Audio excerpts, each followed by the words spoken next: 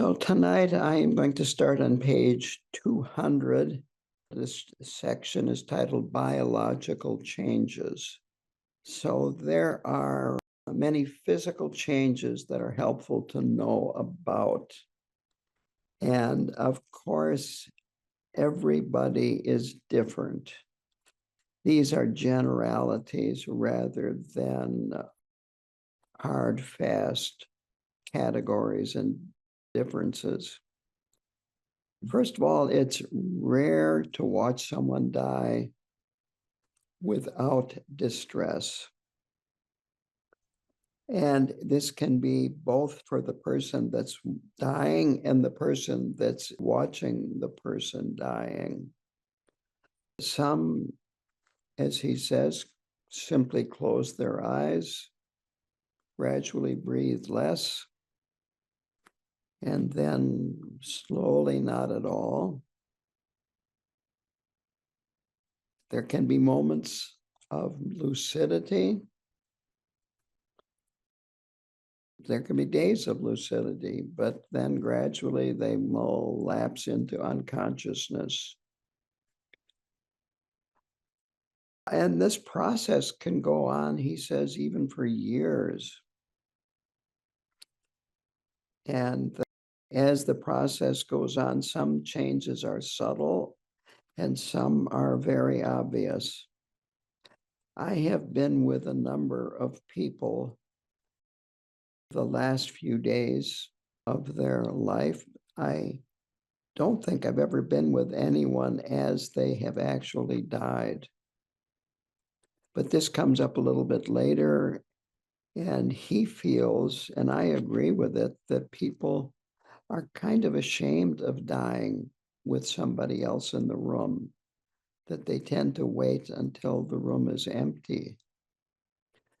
For instance, with my grandmother, she died probably no more than a half hour after I left her room. And she was found dead by the nursing staff in the nursing home that she was at. And with my mother, I spent a lot of hours with her. The last day that she was alive, I think I left at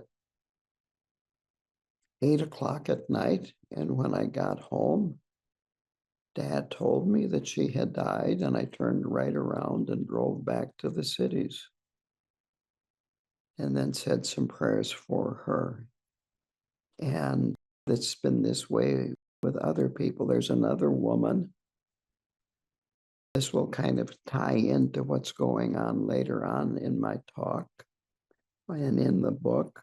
There's a woman who I met, I think it was 1988 in Eau Claire, and I believe it was through the Sierra Club. I wasn't a monk at the time, but I talked to her and other people about Buddhism, and she eventually got connected with the Shambhala group, which I was connected with at that time. And then she moved out to, I think, Arizona. She was from Eau Claire and studied out there. And then she came back to Eau Claire to die. And her family was looking for a Buddhist, and somehow or another found me and got me involved. And they didn't realize that I was one that had turned her on to Buddhism. So it was rather auspicious that they contacted me. And as her death progressed, she lost the ability to talk. But when I would get there, she would wiggle one of her toes. She did have control over a toe, and she would wiggle that. And everybody felt that that was her expressing that she was happy that I was present. Anyway, to go on, as the person goes through this process of dying, they become more withdrawn. They may seem to be aloof. He says you might question sometimes how that dying person feels about you because they don't seem to have that same connection with you. But they are living in their own world at this time, not the world that you used to live together in. And so their worldly concerns weaken and gradually disappear. They realize that these things just don't make aren't really important. And of course, as this goes on, they lose control of their bodily functions, their skin changes, and it's difficult for someone in the room to look at this dying person. They may develop, he says, a faint odor. They become progressively weaker. On the other hand, they rely on the kindness and understanding of their caregivers to help them, even if they may not voice it, even if it may not be obvious to them, but they're relying on the caregivers at this point. And he says that many dying people, quote, develop an astonishing lack of concern or an excessive concern for things that seem very important to us. So it's very helpful for caregivers to know about these moods, these feelings. They can go back and forth, up and down, and to know about the needs of others and to realize that frequently they don't behave and react in the way you would expect. Eventually, the person loses consciousness, and even after the body experiences clinical death, there may be changes that occur. Then he goes on to say that the vast majority of deaths are not that simple, that they can be complicated, and it involves psychological and biological factors. And of course, being Buddhist, karma is involved in all of this. So he ends this section with a quote: "It is useful for caregivers and loved ones to be aware of what can occur and thereby be prepared." The next section is hydration, nutrition, and pain control. And this is under the section about hospice care, by the way. He starts out by saying that it's easy to feel awkward, powerless, or constrained from interacting with this process of dying. It's so unusual. It's so removed from our normal experience. On the other hand, he says it's really difficult to injure a person who's already dying. And perhaps we worry a little bit more than we need to.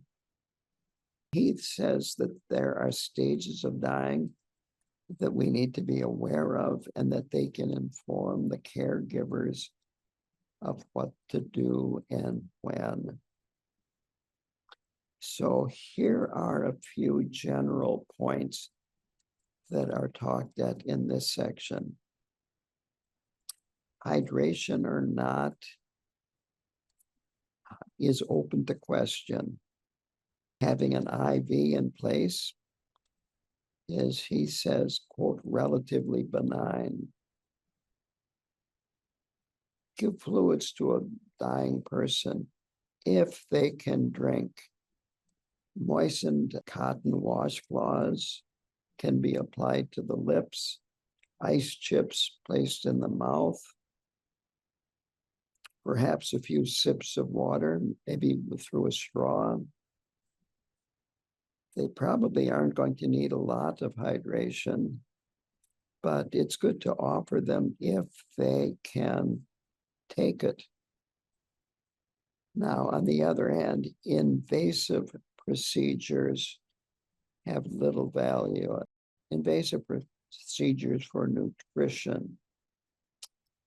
So there are three ways of providing nutrition for the dying person that he mentions. One is a nasogastric tube, which is thin and pliable and relatively easy to administer. A PEG tube that is surgically placed in the abdominal wall. Third is total parenteral, and I'm probably mispronouncing that word, nutrition, which is an intravenous catheter located in the jugular or the subclavicular vein. Number 2 and number 3 are invasive and costly, and you might want to think twice or 3 times about using them, because dying is unavoidable, it's natural. And are these decisions prolonging a natural death and making it an unnatural death? And are they minimizing suffering? He says, quote, if we can agree that the person is in fact dying, then from my point of view, there is nothing to be gained by providing nutrition. Now, I'm going to use, again, my mother as an example. She was put on hospice care. This was in the Twin Cities, actually a suburb of St. Paul. And the hospice nurse went over her medication and simplified the medication that she was taking.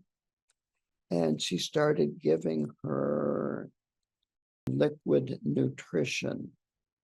It was all what Mom could drink. Mom gained weight.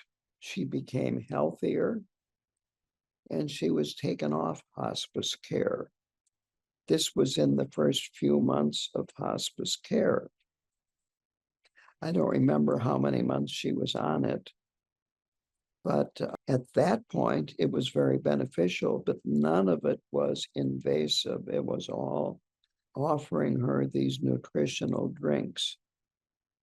So then, I'm not sure how much time there was, but after a year or 2, she was put back on hospice care. And this time it was final.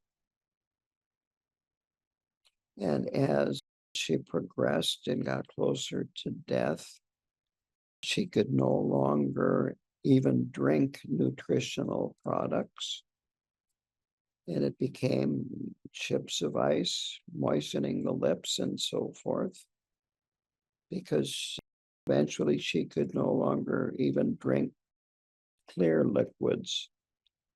And then eventually she died, and there was no attempt to hydration artificially of any kind.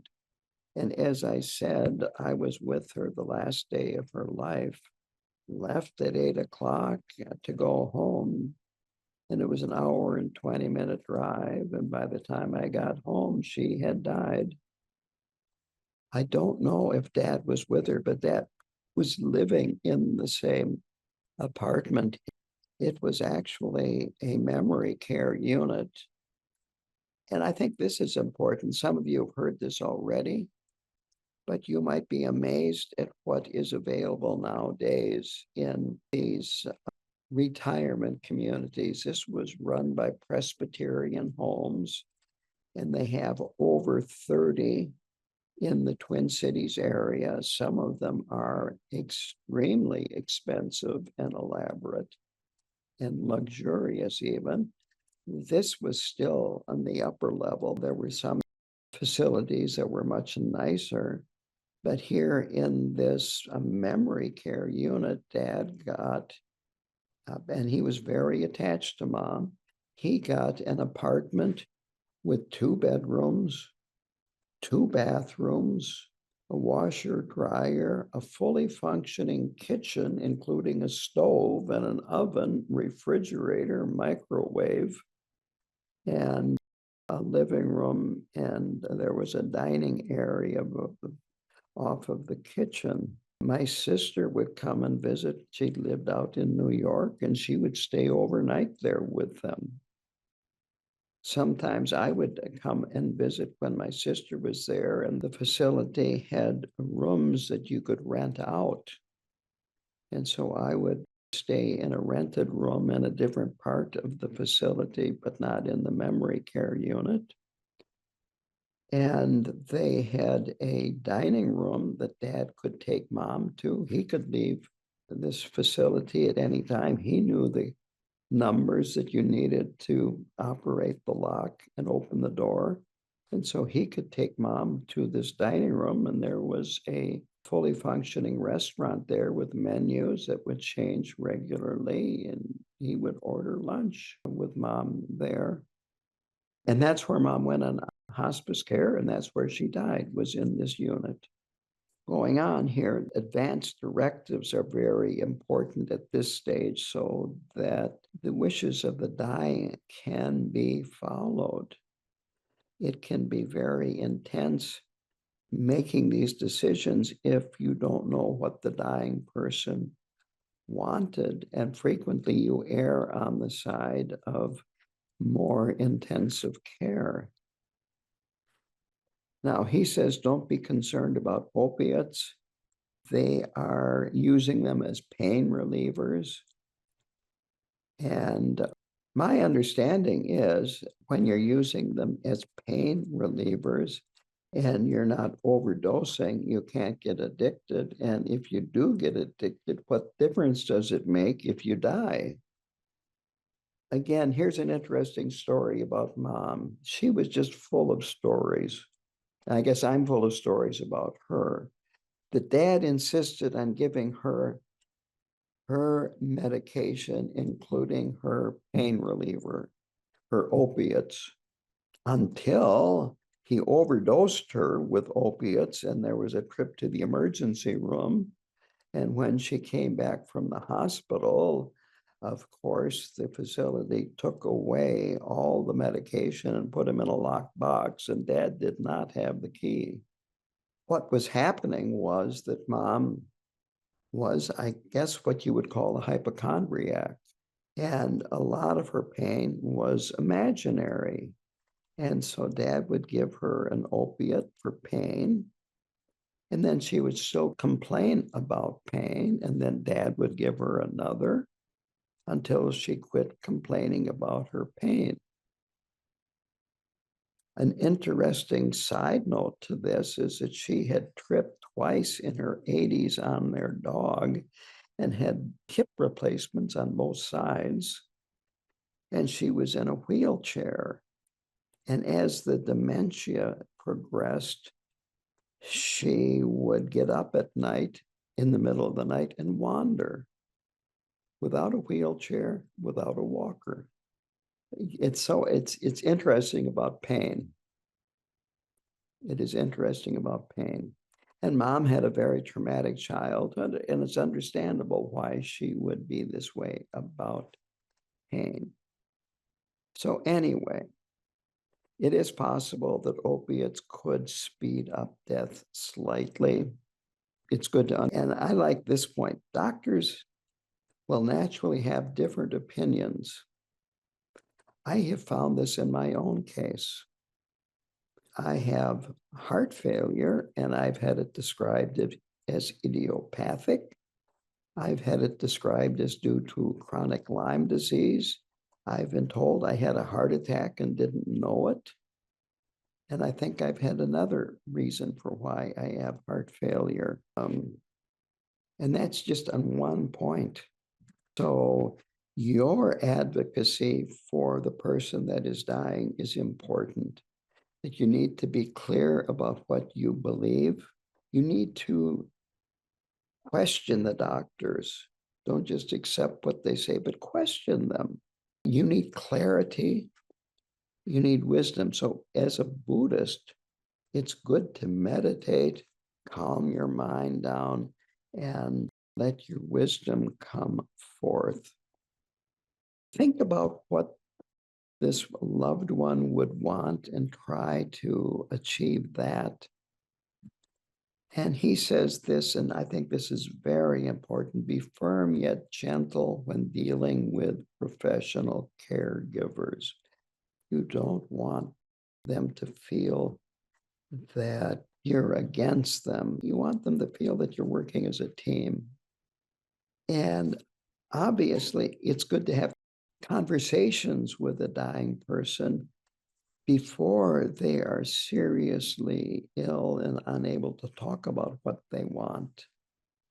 And finally, remember that this is really about your loved ones dying, not what makes you feel more comfortable.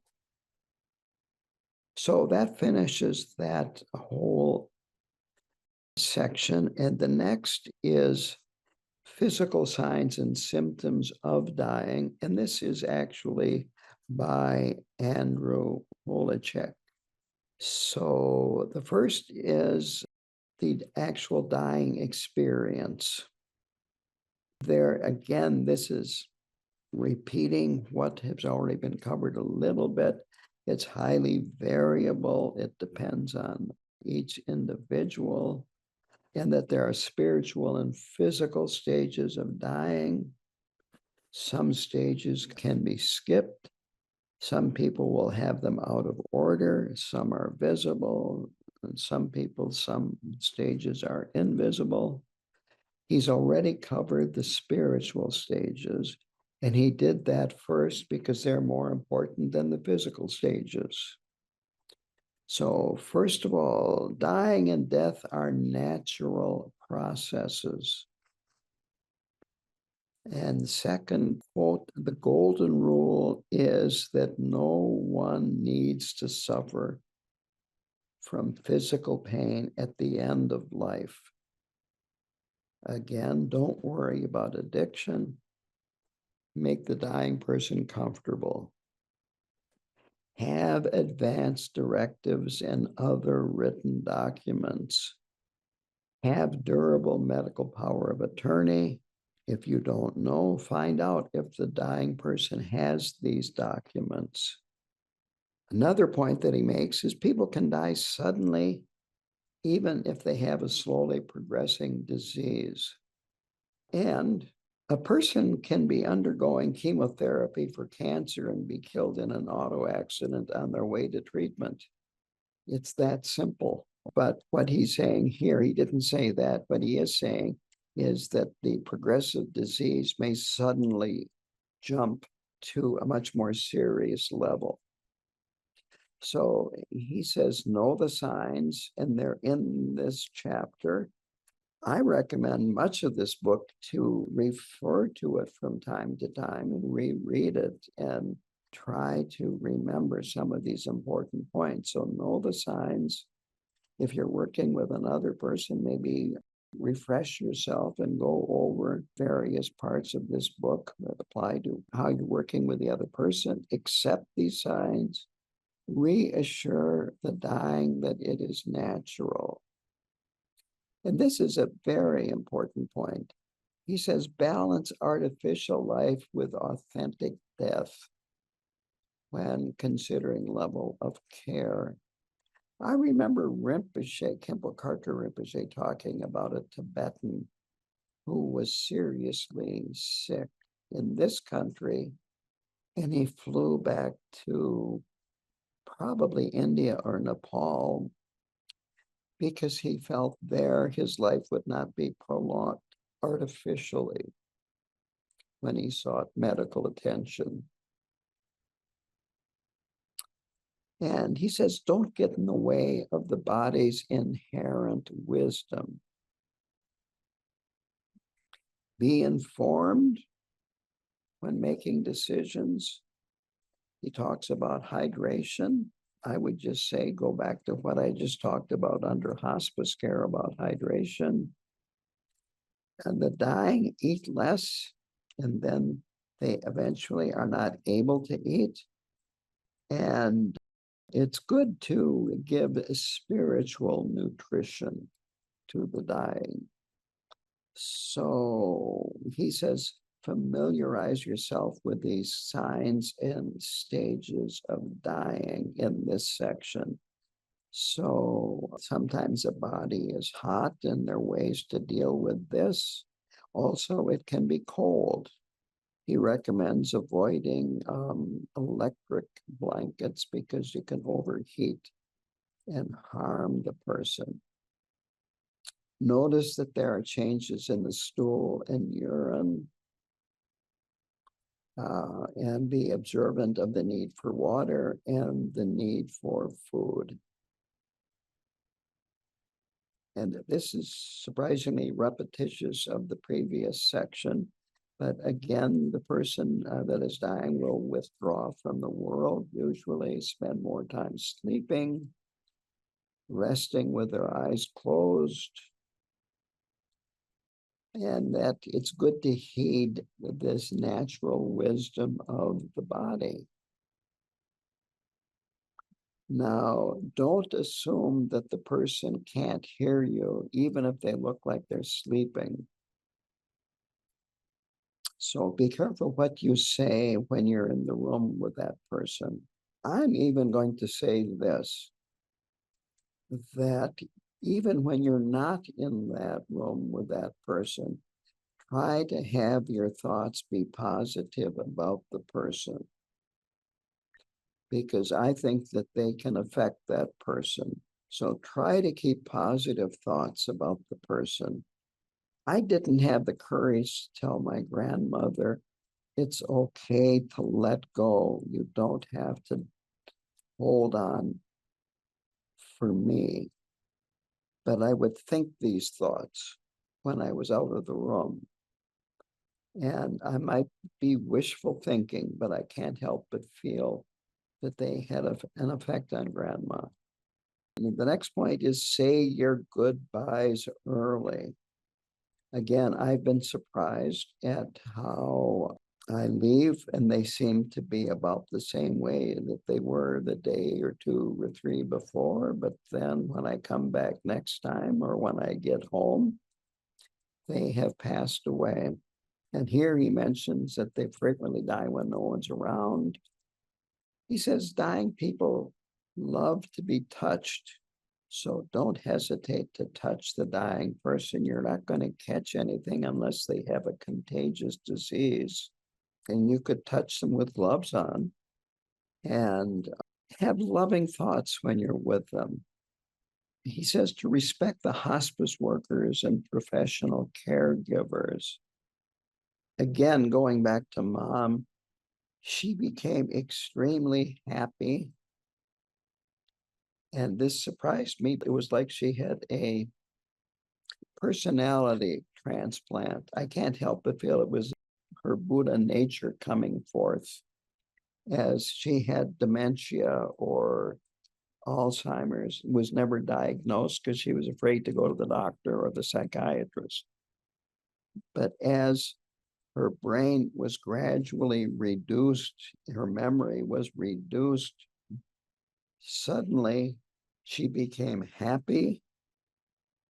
When she was 20 years before that, she didn't like Jews, she didn't like Black people, she didn't like most people. She was afraid of most people. And now the head nurse was from Africa, and she would greet the head nurse like all the other workers, which was when they came into the room, honey, I love you. You're so sweet. Come here. Let me give you a hug.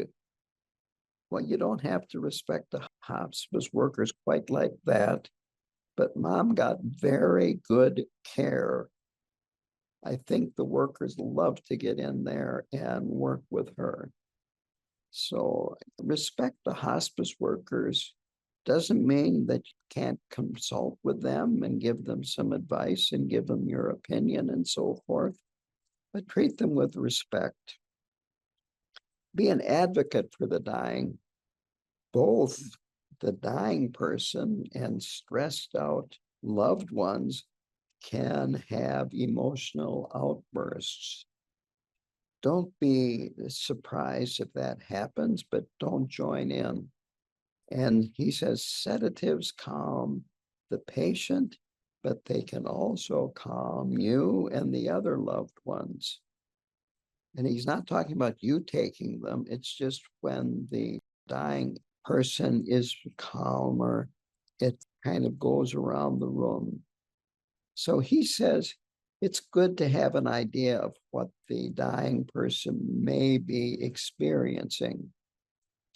And he talks about, he says, remember those states of mind when you are partially awake, partially asleep, between being awake and being asleep, that they are associated with a post-dreaming or before you start dreaming, and where you're kind of in a state, it's hypnagogic is what the technical name is. But anyway, remember that state and realize that this person might be in a state similar to that. And then on top of that, mix in some pain, emotional distress, a sense of losing everything you have and who you are. And now you've got how these dying people can feel. And so then he says, how would you react? He says, don't challenge the dying person, even if they totally lack reality from your point of view, that this just may cause more confusion. He says, quote, to be aware of their needs and let those supersede your own, end quote. He talks about delirium, agitation and irritability, acute mood swings, seeing or hearing things that aren't there, sleeping during the day, staying awake during at night, difficulty paying attention. All of these things can happen. Be supportive, provide a supportive environment, avoid judgment or panic. That your stability and presence of mind is important. And here is again a little bit of my own opinion. It is be the goat in the room. And some of you have heard me say this before. There is this saying, he got my goat. That comes from horse racing. Thoroughbred horse racing horses are very, very high strung. And you want them to be very, very high strung during a race. But if they are very high strung all the time, they're exhausted emotionally and maybe even physically when it comes to the race. So you want them to be calmed down a little bit. And goats are very calm, and they can be very calming. And so frequently, people that have racing horses will have a goat that they put in with or by the horse, and the horse becomes friends with the goat, and the goat calms the horse down. And so a non-virtuous horse racer will arrange to have the opponent's goat stolen before the race. So the horse gets agitated when the race comes. The horse is not able to perform at his best. So that's what I mean by be the goat in the room. Be the one that exudes calmness, that does not react. Whatever is going on in the room kind of just goes over your head and, okay. This stability is very important. And since we're Buddhists, we have tools to develop this. We've got meditation, Tonglen, and so forth. So now he quotes Dr. Daniel Matlock. This terminal agitation is common and can be very, very ugly. We use a lot of sedatives in these cases. So again, sedatives are okay. They can accelerate the dying process a little bit. So it is important to know that. But they can really calm down the person and reduce pain and anxiety. The next point is, he says, help the dying person reorient to waking reality. Gently identify yourself before you touch them. If they're getting to this point of being really agitated and so forth, before you touch them, inform them of who you are, what you are going to do, and why you are going to do it. And that part reminded me, since I was just flying yesterday, reminds me of airport security, because I have a pacemaker and I go through one that just does a body scan. And with my robes on, it's unusual for me to just go through after that. They have to pat me down. And so, do you have any tender spots? Do you mind if I touch you here? I'm going to do this. I'm going to do that. So be very specific about what you're doing. I just tell them, well, I used to be a prison chaplain and I've been trained in doing pat downs. So just do your job. So if the dying person says that, and go ahead. Here, knowledge, patience, and understanding are really important. They reduce confusion. Learn about the medical problems the person has. Practice empathy. And now here he talks about the dying may not be able to speak. And this goes back to what I said earlier: eye movements, nods, squeezes of the hand, toe movements, so forth. These are all ways of communicating.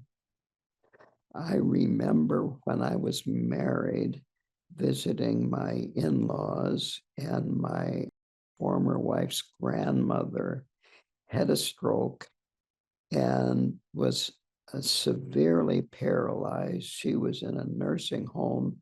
We would visit her. We would talk to her. All she would do was cry.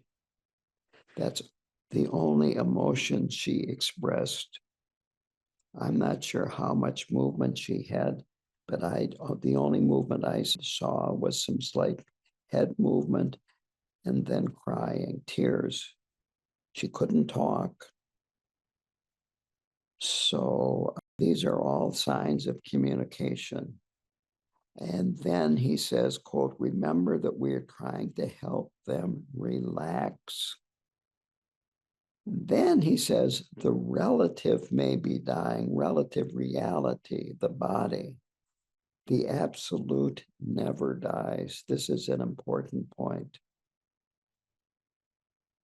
The next point is that this Dr. Matlock says, quote, I often tell people that the death rattle is more distressing to us than it is to them. This is the last few breaths of the dying, where it is a sound that can be frightening. There are medical methods of reducing breathing problems if there are not instructions to not use them. But again, this is a personal call. Now, to go on, when this book was written, which I believe is 2008, Holecek mentions that fewer than 20% actually die at home. And I have not tried to look at statistics, but I suspect it's much higher now. This is, let's see here, 17 years later, and a lot has changed in that 17 years about hospice care and dying at home. So there are gaps in hospice care at home. So hospice care at home, you need emotional and practical support. You need intimate care, such as changing clothes, perhaps adult diapers, wiping personal spots, bathing. And it may be embarrassing for either the dying person or for the caregiver, for the loved ones. So he says, for a person that's dying at home, expect increased sleeping, decreased appetite, difficulty swallowing, decreased urine and fecal output, incontinence, changes in breathing, impaired senses, discoloration of the skin, restlessness, disorientation, and withdrawal from the world. Now, it's important to know if there is going to be organ harvesting, because as soon as the person dies, then this will go into operation.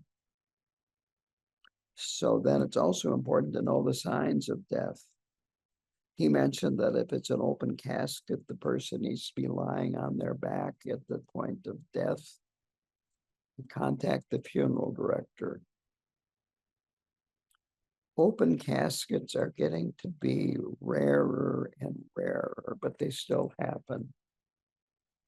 The body doesn't need to be moved immediately unless there are specific reasons like organ harvesting. He mentions that the body will keep for 24 hours with just ice,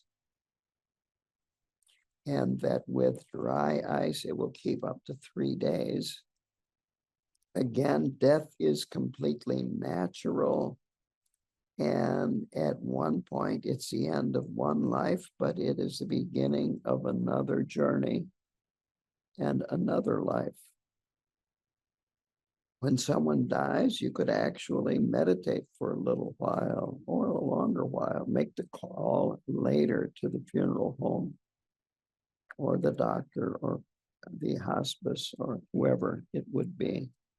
You could all relax. Think about the person that has just died, pray for them, and so on and so forth. Lots of things can be done besides making the call.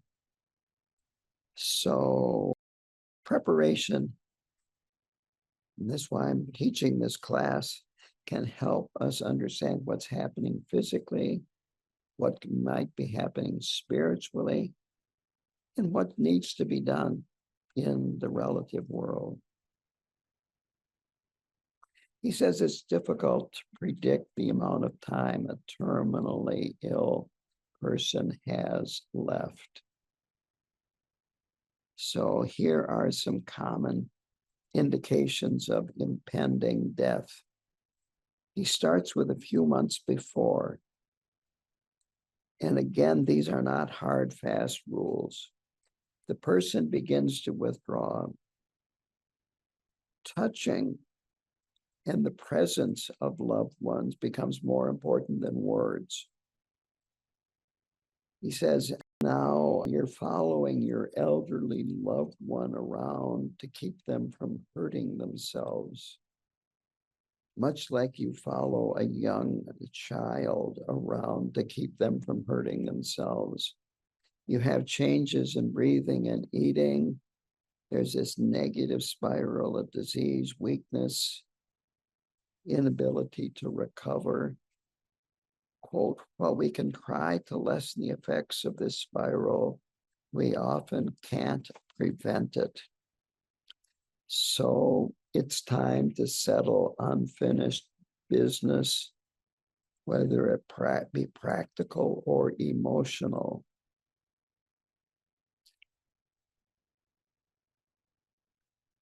The person that is in this position of dying, they might want to fix things. They might want to pass things along. He says they might make statements like, if I'm alive, shortens it to a few weeks before death, more sleeping. They might become increasingly confused and not make much sense. Shorter sentences, or maybe even just single words, limited activities, limited abilities. He says this a lot, be gentle, not only here, but throughout this book when you're dealing with people that are dying and their families and others. Be gentle. Be firm when telling them about their physical limitations, on the other hand. Remind them that they shouldn't be doing certain things. They will need more personal care.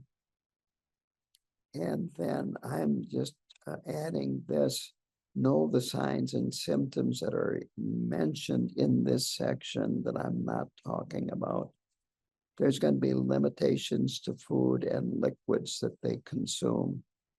So now, a few hours or a few days before death, their fluid intake decreases, lower urine output, no solid food, sleeping most of the time, labored breathing. There can be a final burst of energy. I describe it like a stick of burning incense that is finally burning up the last part of the end, and there's a burst of smoke, and then it goes out. Another way to look at it is, I was at KTD, and Kenpo Urgent described this as a butter lamp that is running out of fuel will also have that sudden burst of brightness as the fuel runs out. He was describing this. He was talking about the biographies of the first two Karmapas, and one of them, his death was like a butter lamp that was running out of fuel, but the last moment of that butter lamp burned brighter and then went out. So that's his final burst of energy. It can be startling, and he says you have to remember that this doesn't mean a miraculous recovery. It's just a sign of dying, and this can happen. He mentions more signs. Breathing patterns are also good to watch. They can indicate impending death. Then he goes on to the spiritual matrix. The body dies, consciousness doesn't. Buddha nature continues. If you understand this, this can change the context of the entire death, that it can bring ease. I went over to Palpung Tupten Choling, which is in Wappinger Falls, when I was out at KTD.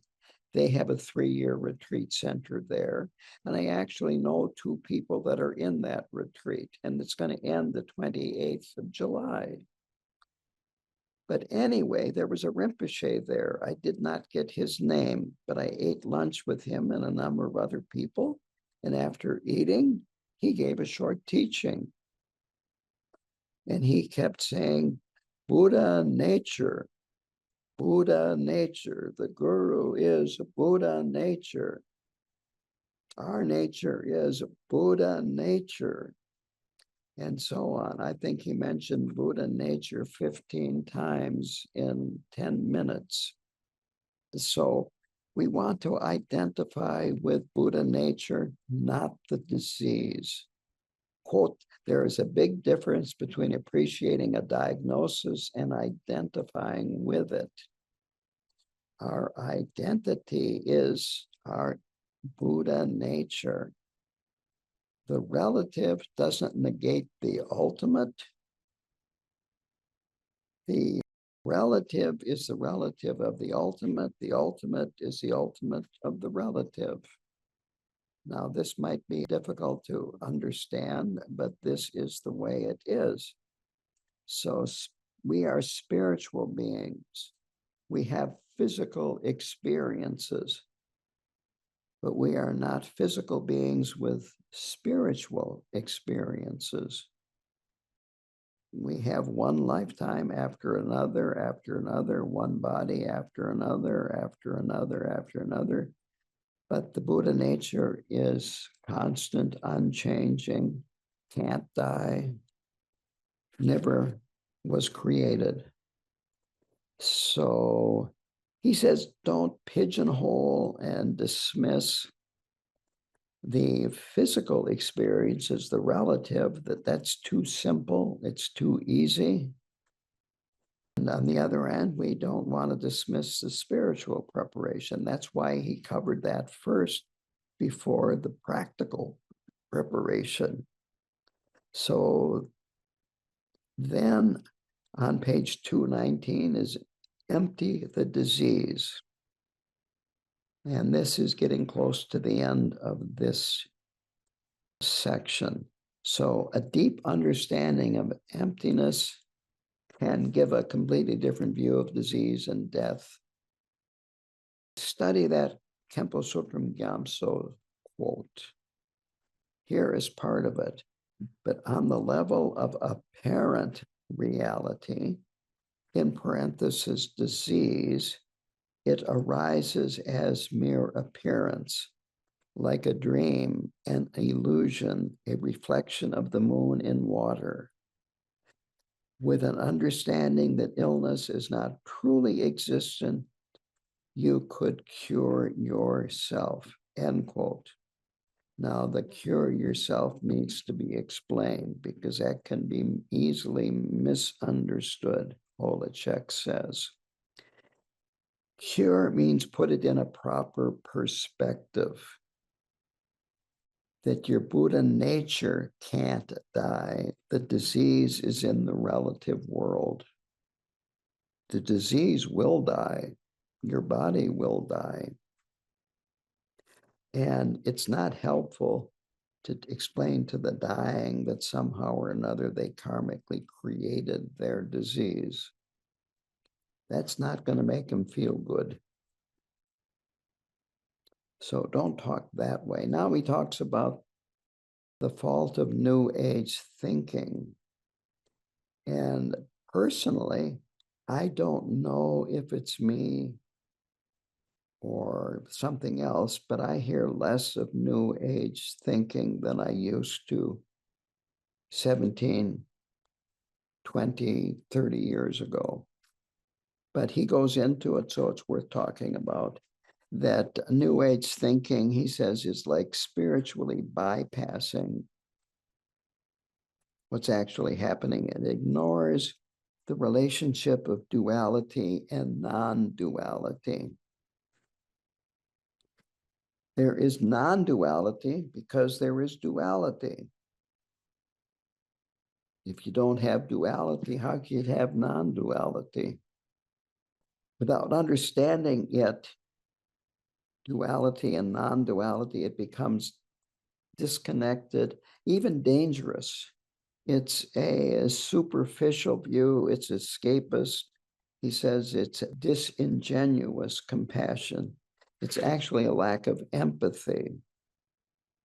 So I am going to step out here a little bit and say that this is a middle way between taking refuge in the relative and taking complete refuge in the ultimate.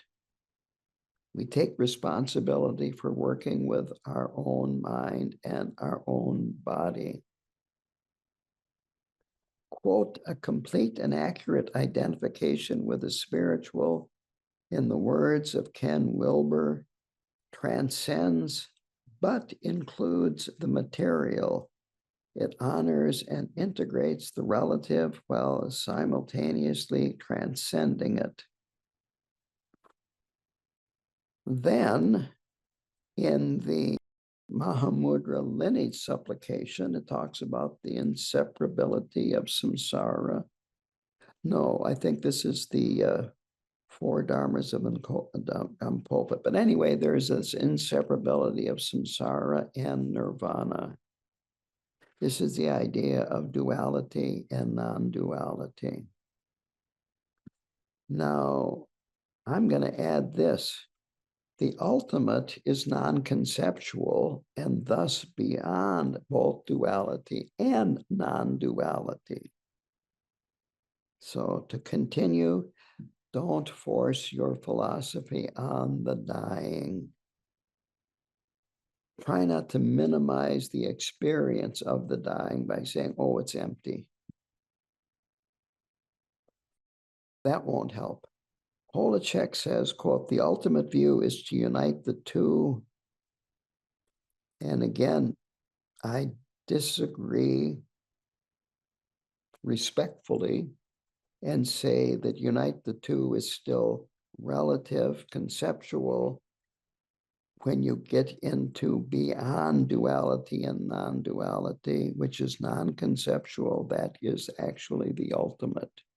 But he's not here to debate with me. And if you want to say that you don't agree with me, that's fine. We're going to come to Q&A in a minute anyway.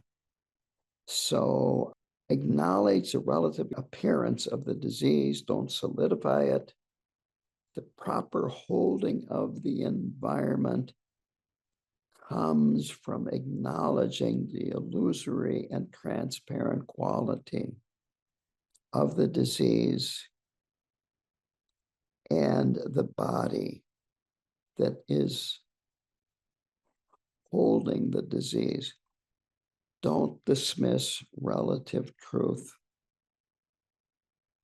Emptiness undercuts our propensity to identify with things, which is a central function of ego, even if those things are pathological.